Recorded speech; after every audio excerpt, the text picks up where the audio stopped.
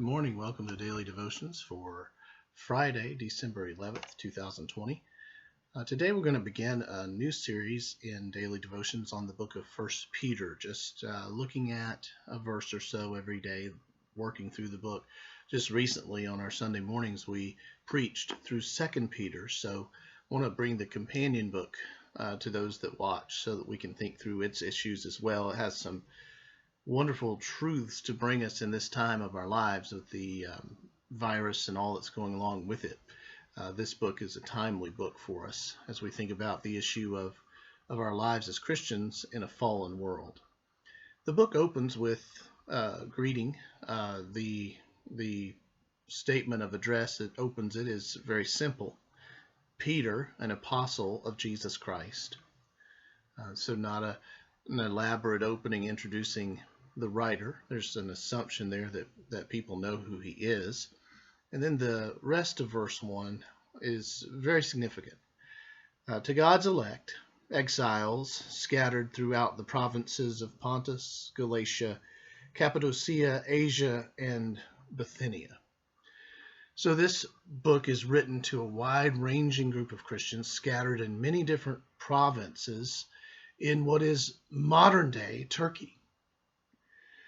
It's written to believers, and these believers are over a wide geographical range. So it's not written to one specific church.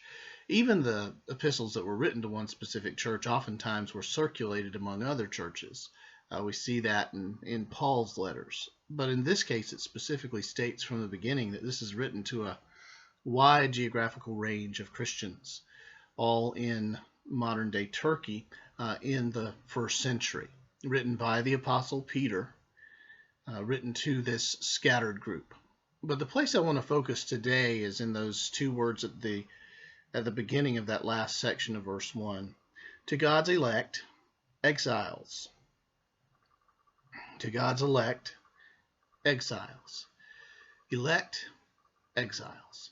That brings together where Peter is going in his book. Elect, exiles. We are chosen of God by God's own grace due to nothing in ourselves. We are elect. We are exiles.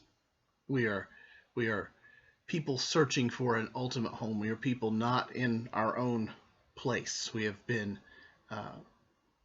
faced persecution, faced challenge, faced difficulty. This world, as it is in its fallen nature, is not hospitable to us.